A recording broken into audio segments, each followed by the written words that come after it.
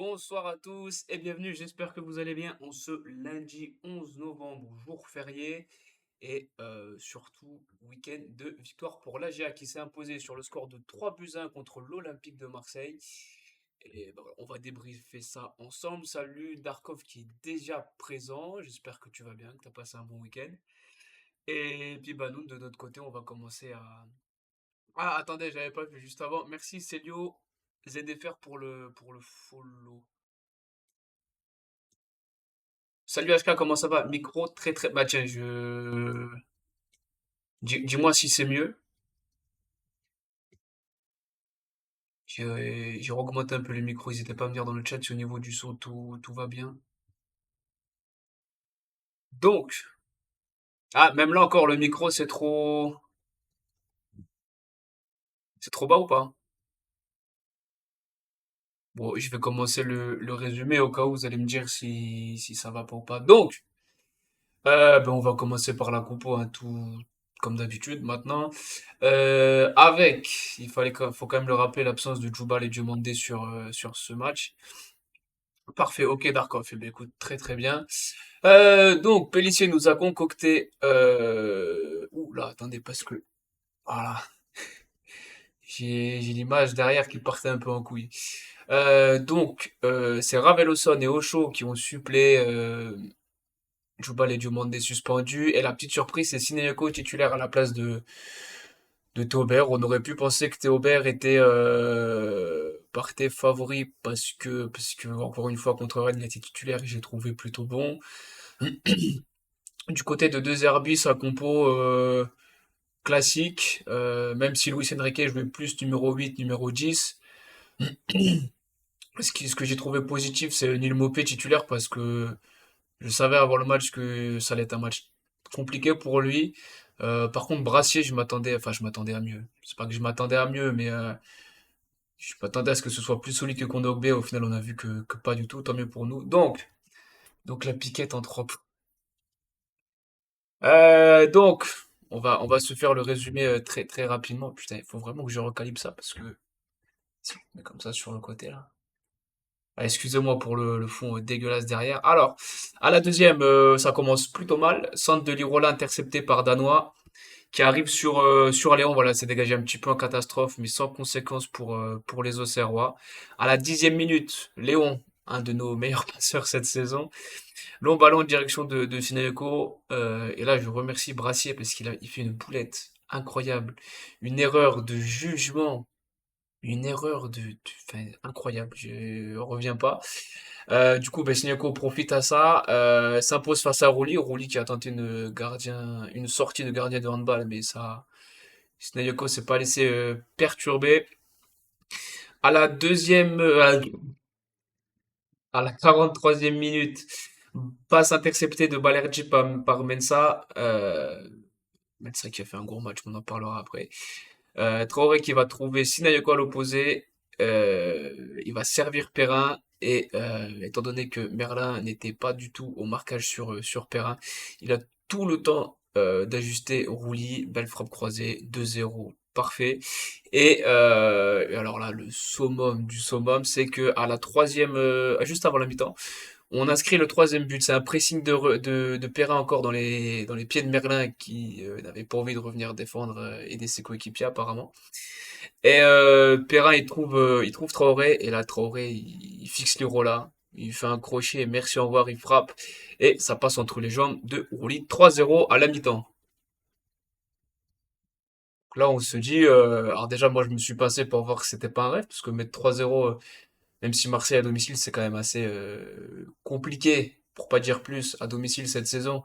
Je pensais quand même que bon après ils nous ont fait des cadeaux, hein, bien sûr. Mais en deuxième mi-temps, au bout de 4 minutes après le coup d'envoi de la seconde mi-temps. Over centre magnifique pour Traoré. Et il a fait une reprise. Et là, ça vient de taper le poteau. Roulier était battu. Donc, pas loin du 4-0. Et après, à l'heure de jeu, Greenwood frappe dans la surface. Ça touche d'abord, et je tiens à le préciser, ça touche d'abord les côtes de Akpa. Et après, ça touche la main. Donc,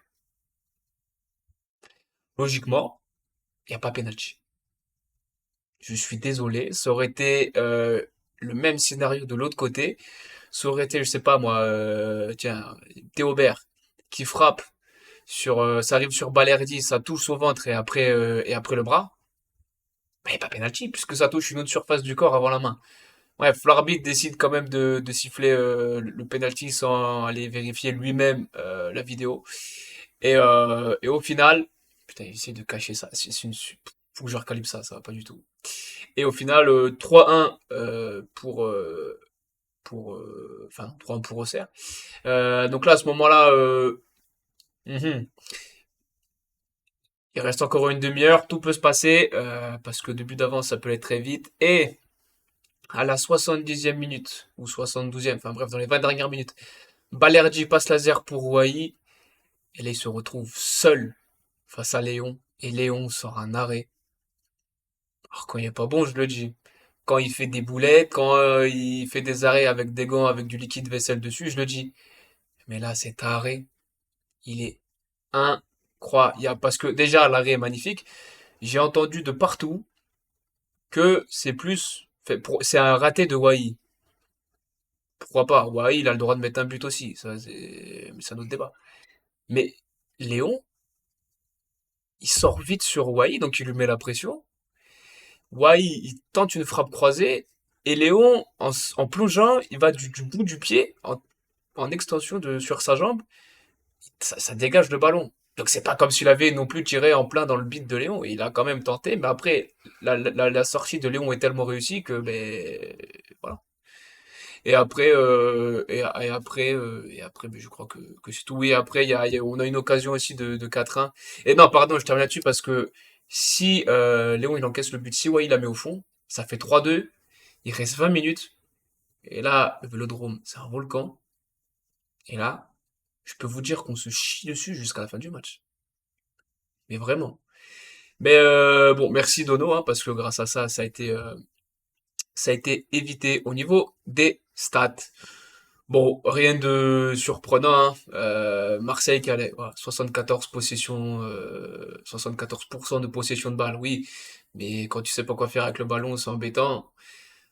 Nous que 26%, mais même comme ça, t'arrives, ouais, voilà. Première mi-temps, ça. Même en ayant que 25% on a joué en contre, en transition, et on a parfaitement joué le coup. Alors certes, on a été énormément aidé par les errements défensifs de l'Olympique de Marseille, et je l'avais dit lundi dernier, et même sur le Magagia de notre ami Loïc Mercier, que je vous remercie d'ailleurs encore pour l'invitation, je l'avais dit, Marseille défensivement, c'est une catastrophe. Parce que déjà, de un, ça change de défense centrale tout le temps, entre les cartons rouges et les blessures, et les mecs, ils n'ont pas confiance. C'est un problème, pour moi, c'est un problème mental. Bon, mais après, on a su gérer les coups et bravo aux joueurs parce que Angers, ils n'ont pas été capables de le faire, ça, même s'ils font un bon match, enfin, un bon match, oui, un bon match, mais et après, j'ai vu dans certains médias, alors pas médias marseillais, hein, plutôt on va dire nationaux, que Auxerre mettait le bus. Bon, rarement des équipes de Ligue 1 qui mènent le bus, et qui ont des sorties de balles comme ça. On n'a pas fait que défendre, je suis désolé, c'était clair. Quand on avait le ballon, alors effectivement, on a joué bloc bas, mais on s'est pas fermé au jeu non plus. Et j'ai pas trouvé qu'on a fait preuve d'anti-jeu exceptionnel. Enfin, pour ça, quand j'ai entendu des histoires de bus, ah, ils ont mis le bus, ils ont mis le bus. Tu mets le bus, mais tu fais des frappes. Bon, des fois, ça veut pas tout dire forcément, mais moi, j'étais pas d'accord avec ça. Je sais pas vous dans le chat ce que vous en pensez, mais pour moi, nous réduire une équipe qui a mis le bus au Vélodrome, bah, je suis pas d'accord parce que t'en mets quand même trois à la mi-temps. Tu peux en claquer deux en deuxième. Donc bon, bref, si ça peut leur faire plaisir. Mais bon, moi, en tout cas, je trouve qu'on a fait un bon match. Le match était parfait. C'est dans la lignée du match qu'on fait contre Rennes. On leur laisse la possession. Dans les sorties, même dans les sorties de balles, c'est très propre. C'est très propre. Et offensivement, on est clinique. Chose qu'on avait encore du mal il y a quelques semaines. Et là, défensivement, ça y est, je pense qu'on est rodé. Au milieu de terrain, il n'y a pas de problème. Et offensivement, on est enfin tueur. Donc voilà, moi, Rien à redire sur ce match. Bravo Pellissier. Et bravo aussi Pellissier d'avoir mis Sinieko. Bon, même si le premier but qu'on met, enfin que Sinieko il met, c'est pas le but le plus compliqué de sa carrière. Mais il fallait être au bon endroit au bon moment, et Sinieko il le fait. Et il refait une passe D. Donc voilà, bravo à lui. On va passer aux notes. Donc, Léon, Léon. Allez, c'était l'Olympique de Marseille. Ouais, excellent. Bah après, le peu qu'il a à faire, il le fait très bien, Léon. Je vais m'enflammer pour une fois avec Léon. Pour les fois, j'étais sévère avec lui. Léon va le mettre dans excellent match. Parce que pour moi, je vous le dis, cet arrêt à 3-1, il empêche le 3-2 sur cette frappe de Wai. Pour moi, ça peut être véritablement le tournant du match si Wai la met au fond. Vraiment. JD Mensa, Gideon, Marcelo Mensa, pas de problème. Match excellent. Il a éteint Greenwood. Je pensais pas que ça allait faire enfin, je pensais pas que Greenwood aurait autant de difficultés. Après, on était, défensivement, c'est vrai qu'on allait vite sur Greenwood, mais c'est normal, c'est leur meilleur joueur en face, donc c'est plan parfait. Akpa sur sa lignée, hein, toujours de très très très encore une belle performance ce soir. Ocho, qui était quand même en manque de rythme, qui revenait de blessure, tout ça, il fait un bon match. Raveloson, pareil, manque de temps de jeu. Et qu'est-ce que je l'ai bien aimé dans cette troupe. Voilà. Je le réclamais depuis le début de la saison, que si on faisait Raveloson dans ce système-là, quand on n'a pas le ballon, il sécurise avec les deux autres axiaux. Et quand on a le ballon, quand on part en transition, il vient s'insérer au milieu de terrain pour apporter plus de solutions offensives. Et je trouve que ça a été fait parfaitement. Over,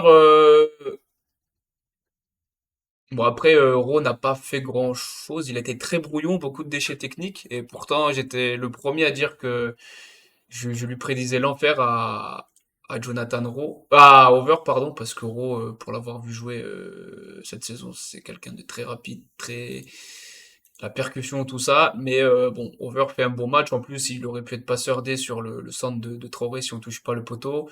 Owusu, il fait un très bon match au milieu de terrain. Voilà, Danois, pareil, la doublette, c'est parfaitement complémentaire. Et je trouve qu'avec Raveloson dans cette défense à 3. Et c'est peut-être pour ça aussi. Bon, il n'y a pas que ça, parce que contre Rennes, il y avait pas Ravé et on met 4-0 à Rennes. Mais j'ai bien aimé ce profil de Raveloson. Salut Romain, comment ça va? Salut mon bébé. Il est fou. Aussi, ouais, c'est vrai qu'on s'est vu hier. C'était sympathique. Ça fait plaisir de se voir. Ouais, non, quoi? Oui, Owusu, danois, ouais, voilà, parfait, rien à dire. Ahmed Traoré, je m'enflamme ou pas sur Ahmed Traoré? Laissez-moi, match excellent en soi. Après, Lirola, c'est pas le plus grand latéral droit non plus, hein. Et pourtant, c'est pas un joueur pour qui c'est un joueur que j'aime bien, Lirola, hein. Mais non, allez, on va quand même le mettre bon match. Voilà.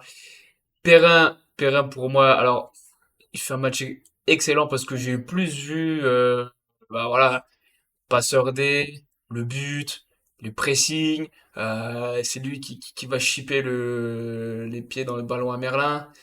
Euh, sur le troisième but, sur le deuxième, je sais plus, Merlin, il l'a mis dans le vent, il est parti, il s'est fait oublier par Quentin Merlin. Donc match excellent de Gaëtan Perrin qui continue sur sa continuité. Sina, j'ai envie de mettre match excellent. Je vais être très très tatillon sur Sineko. Il fait un très bon match. Par contre, de célébrer comme ça au Vélodrome dès la 10e minute à faire la célébration clim comme ça contre l'Olympique de Marseille, il est fou. Il est fou. Tu fais ça à la fin encore. Un scénario à la Lyon-Marseille ou Jonathan Rowe qui frappe, je veux bien. Mais là, tu fais ça à la 10e minute. Qu'est-ce qui te dit qu'en face, ils vont pas voir ça, ça va pas les exciter, ça va leur mettre dans tous les états, et tu te prends le karma du siècle, et tu te fais balader. Ça n'a pas été le cas, mais ça. Après, voilà, il chambre, c'est le foot. C'est pas le premier, ce sera pas le dernier à le faire, mais le faire aussitôt dans le match, quand même, Attention. Et après, bah, les trois entrants, ils sont rentrés que, allez, 10 minutes, un quart d'heure. Théobert, Ado et Jussé, donc, oh, ça c'est, donc du coup, ben, voilà. Donc voilà, pour les notes, ça se trouve, on aurait eu un 3-0 sans ça. Non, non, parce que pour moi, il n'y a pas penalty. Je l'ai dit, hein, si c'est de l'autre côté, si ça arrive à Marseille, j'ai dit, bah non, il n'y a pas penalty pour nous non plus, parce que voilà, parce que ça touche l'autre partie du corps. Le droit. Ah, alors attendez, je vais devoir m'absenter une petite minute et je reviens tout de suite.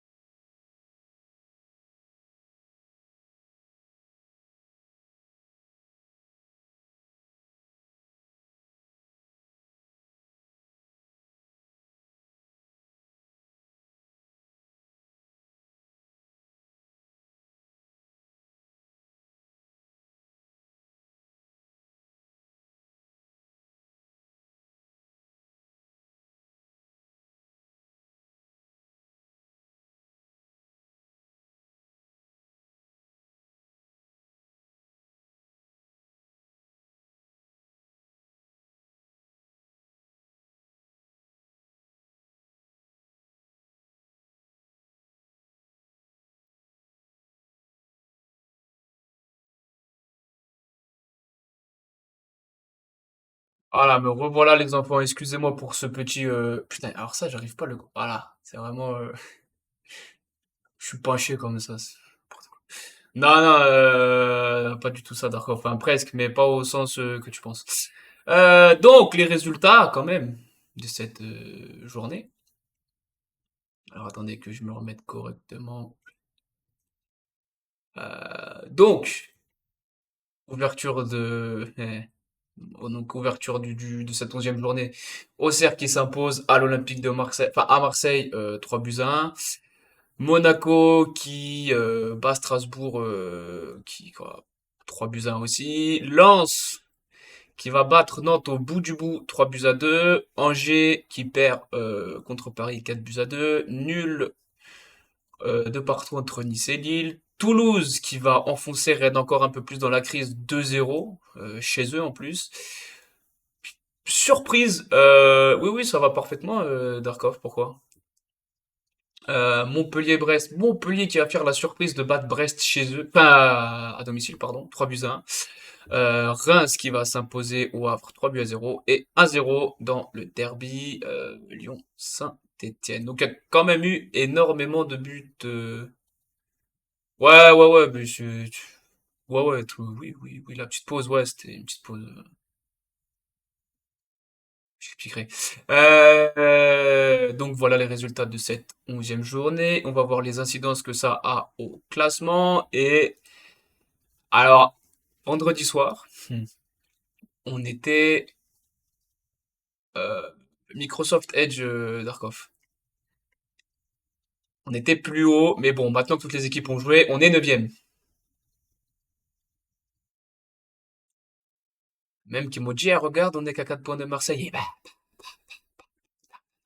me parlez pas de ça, les gars. Pas d'enflammade. On joue le maintien et c'est tout. C'est tout. Rien d'autre. J'ai vu que la saison dernière, en Ligue 1, je crois que c'était Le Havre qui s'était maintenu avec 32 points. On est à un tiers du championnat. On a déjà eu la moitié des points. C'est pas mal.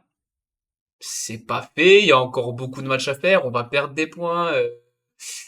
Mais bon. Donc on voit qu'on est. Ah, c'est vrai que tu te dis, bon, t'es qu'à 2 points de Lyon. Oui, certes. Pas de problème. Mais on voit qu'en bas, bon, on met 6 points à Angers, Nantes et Saint-Étienne. Les trois équipes contre qui on a perdu à l'extérieur, je le rappelle. Bon, Montpellier, bon, même si leur victoire va faire du bien comptablement, mais on voit quand même qu'ils sont encore assez loin de nous. Voilà, il y a Toulouse qui a qu'un petit point, Strasbourg et Brest. On est quand même 3 points devant eux, mais ça peut aller très vite. 5 points de Rennes. Donc voilà, le classement est quand même plutôt, enfin, il est même pas plutôt, il est complètement positif pour nous. Il faut que ça dure.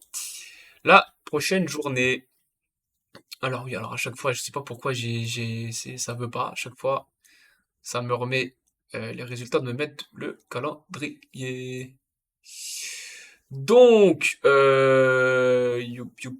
donc on aura Monaco-Brest, PSG Toulouse, Lens-Marseille, euh, Saint-Étienne-Montpellier.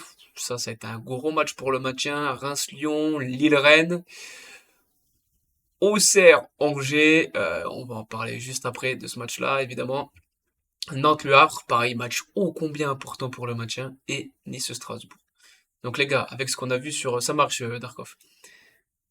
Avec ce qu'on a vu sur le classement. Saint-Étienne-Montpellier, Nantes-Le Havre. Il y a forcément des équipes qui vont perdre des points. Tu rajoutes Auxerre-Angers. Si on se démerde pas mal sur ce week-end, on peut creuser l'écart. Mais on va passer à notre adversaire, prochain adversaire. Je crois que le match se joue le 24 novembre. Ouais, c'est ça. Parce qu'on a une magnifique trêve qui vient nous casser les couilles sur notre lancée. Donc voilà l'équipe mise en place. J'ai même plus le nom de l'entraîneur d'Angers. Alors attends, est-ce que ça va être affiché là? Comment il s'appelle? Ah, non. Entraîneur du jeu. Bon, bah, je connais pas, désolé. Bon, ils se sont imposés 4-2, mais voilà, si on regarde le résumé, il me semble qu'il y a 4-0 à la mi-temps et Angers met 2 buts à la fin. Donc on peut penser, j'ai pas vu le match, hein, mais on peut penser à un petit relâchement des Parisiens en deuxième mi-temps. Mais Angers, moi je vous le dis, ce match, il pue. Match piège à 10 kilomètres. À domicile, on est une des meilleures équipes de Ligue 1. D'accord. On vient de taper Marseille chez eux. On vient de taper Rennes chez nous. Tout porte à croire que, ah ouais, tu vas taper Angers, machin et tout. On pourrait croire que c'est fait. Sauf que c'est loin d'être fait parce que déjà, à chaque fois qu'on joue contre eux, c'est la plupart du temps c'est serré. Et il y a quand même des joueurs de qualité hein, dans cette équipe. Fofana, gardien que je déteste à un point. Oh, je ne supporte pas ce gardien. Vraiment. Sans vouloir vexer les supporters en juin, bon, je pense pas qu'ils vont me regarder, donc je peux le dire, mais même si c'est le cas, je le dis quand même. Fofana. Ah, ces gestes d'anti-jeu et tout, là. Ah, non, non, non. Bref, Marcus, qu'on connaît bien, évidemment, qui est un bon joueur de foot. Euh, Aoulou, milieu de terrain, qui est capable de décocher des frappes de zinzin. Abdelli, leur numéro 10, pas mauvais du tout. Et Ibrahim, voilà, c'est pas dégueu. Sur le banc, Bamba Dieng, un joueur que j'adore, même si pour moi il aurait dû rester à Lorient cette saison.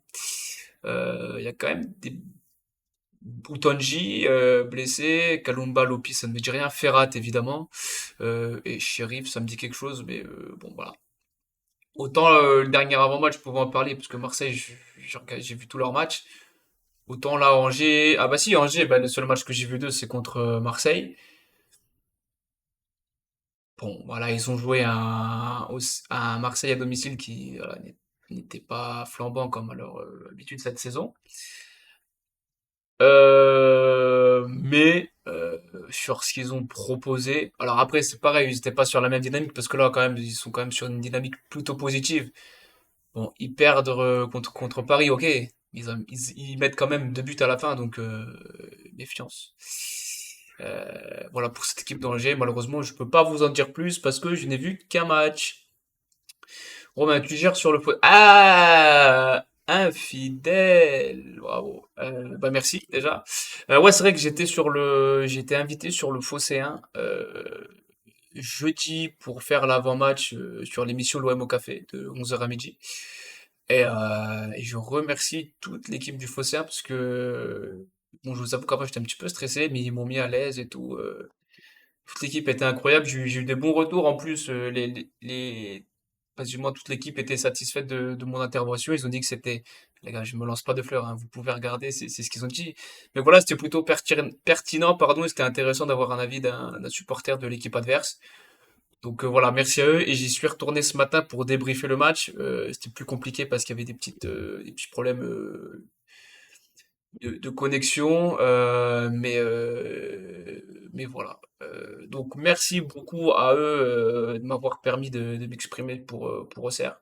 Et on a même pu parler de Marseille aussi, parce que vous le savez, Marseille c'est une équipe aussi que je porte dans mon cœur, mais je le répète, c'est Auxerre avant tout, les gars.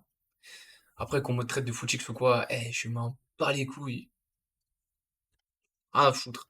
Moi, je suis en phase avec moi-même. Je peux vous dire que j'étais en folie quand j'ai vu Auxerre mettre 3-0 contre l'OM. Maintenant, on va passer à notre compo face à Angers. Donc, avec le retour quand même de Donovan. C'est gros week-end, jour férié, fatigué, compliqué. Avec le retour de Djoubal et Diomandé, même si, pour moi, ça va pas être si simple de faire le 11, je parle défensivement. Donc dans les buts, bon, on est d'accord, hein, Donovan Léon, ça y a aucun problème. Les trois centraux, là forcément, qui de Akpa ou ah, ah, qui de Akpa ou Ocho? Moi, pour laisser dans la continuité, je laisserai Akpa. Et je trouve même qu'il a une meilleure complicité avec Mensah qu'Ocho peut avoir. Après, c'est normal, Ocho il est arrivé cette saison, qui s'adapte à la langue, machin, tout ça. Moi, je partirais sur Akpa. Ensuite, bon, ben là, il n'y a pas de surprise, Djoubal. Et là, on peut se poser la question, Diomandé ou Raveloson? Donc tout le monde va me dire, ah, mais t'es fou, Diomandé, il mange Raveloson matin, midi et soir. Pourquoi pas? Sauf que pour moi, je répète, c'est pas le même profil, et Raveloson peut avoir ce poste de, oui, il fait ce poste de défenseur central hybride. Un coup défense centrale et un coup s'insérer un petit peu dans ce milieu de terrain. Je vais quand même mettre Diomandé parce que il reste quand même sur des grosses performances. Donc voilà. Mais je pense qu'aussi Pélissier devrait sans doute mettre Diomandé. Par contre, Akpao, j'ai vraiment un doute. Si on suit la logique de continuité, de dynamisme, tout ça, et moi personnellement pour faire cette compo, je vais me baser sur ça. Bah, je laisse Akpa. Milieu de terrain, bon bah les gars, pas de surprise, hein. Elisha Owusu, Kevin Danois, là, il n'y a pas de problème. Hop, piston gauche, Gideon Marcelo Mensah, espérons qu'il continue sur cette lancée-là. À droite, over, même si défensivement, yeah. Et il y aura peut-être le retour de Paul Joly. À surveiller, je me rappelle plus de l'indisponibilité de sa blessure. J'ai pas checké ça avant le stream. Faute. Donc à voir. Mais bon, vu qu'il revient de blessure et tout, machin, je reste sur mes principes et je mets over. Devant, bon, les gars, on va pas faire. Hein, je pense que maintenant il n'y a plus de suspense devant. Hein. Ahmed Traoré, il est en périn. Et devant, je vais peut-être vous sur... Oh, si j'écris correctement, c'est mieux. Je vais peut-être vous surprendre. Mais comme j'ai dit pour Akpa, si je reste sur cette logique de dynamisme, je suis obligé de mettre Sinayoko. Je suis obligé. Contre Marseille, c'est un but, une passe D. Contre Rennes, c'est un but, une passe D. Il y a, oui, penalty, mais il faut le mettre quand même. Même si vous le savez que de tout mon cœur, je préfère Théobert, j'ai quand même envie de récompenser Sinayoko parce que il a quand même fait ce qu'il fallait. Il fait 2 buts et 2 passes D sur ses 2 derniers matchs. Il a mis plus de, voilà. Sur les 2 derniers matchs, il a mis 2 fois plus de buts que Théobert sur la saison. Alors après, le temps de jeu, machin, oui, ok, parce que je suis le premier à le dire que, voilà. Mais après, j'ai quand même bien envie de mettre Théobert. Je vais pas vous mentir. Euh, mais bon, voilà, je vais rester sur cette lignée-là. Et ben voilà, on a fait notre compo contre Angers, match qui aura lieu le 24 novembre à domicile. J'espère sincèrement qu'on va continuer sur notre lancée à domicile. Mais comme je vous le dis les gars, je sens vraiment le match de piège contre Angers et c'est même pas de la fausse modestie. C'est c'est vraiment que ce match-là, je le sens pas. Darkov, qu'est-ce qui est jeune et qui attend? Mon pastis. Voilà, t'as ta réponse, Darkov. Non mais voilà, l'émission touche à sa fin. Je pense qu'on a été complet sur tout. Ah, j'ai pas pensé à faire la case, à faire une petite scène pour les pronos. Si j'oublie pas, je la ferai la semaine prochaine. Mais vous me connaissez, il y a de fortes chances que j'oublie, donc vous attendez pas à une séquence prono lundi prochain. Nope, un gilet jaune sur un rond-point. Mais je préfère ma réponse, Darkov. Voilà. On peut lancer l'Iconé Comedy Club hein, à la fin du stream.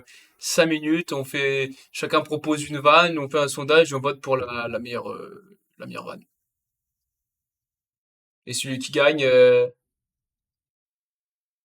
ben, il gagne, tout simplement. Ah, petit emoji de René.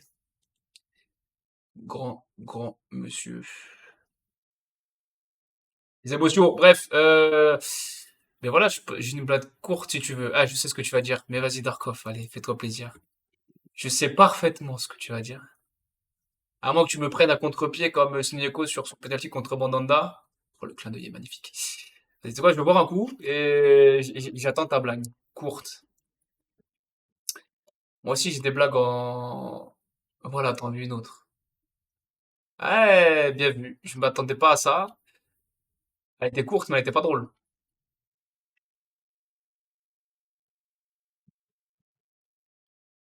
Si t'en as une autre en stock, vas-y, Zarkov. Allez.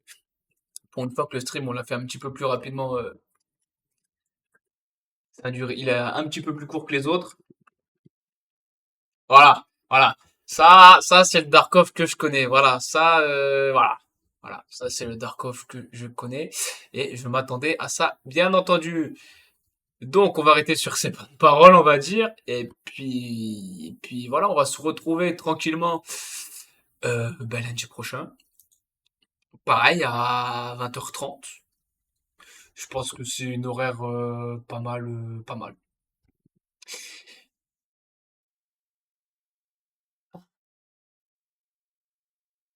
Alors des fois, c'est pire parce que Darkov, je connais son humour, il continue sur sa lignée, mais après, ça n'a plus de sens. Courte. Ah oui, non, ouais, d'accord, ouais. Pourquoi pas.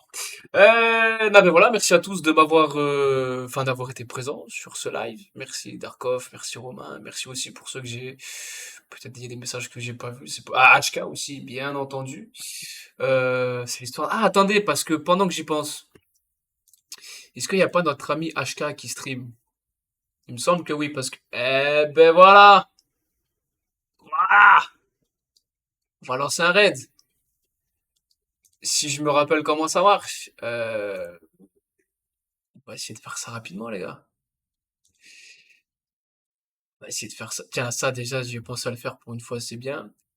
Oui, la vidéo sera disponible sur YouTube dans la soirée. Alors attendez, excusez-moi, faut le temps que je mire slash red episode. Ouais, ouais aussi, mais j'ai la touche là sur. Attendez, faut que je le retrouve. Ah merde, je l'ai plus. Ah, tiens, je l'ai retrouvé. Bon, on va envoyer un petit raid HK, ça fait toujours plaisir, même si je vais pas lui emmener grande foule. On va pas se mentir.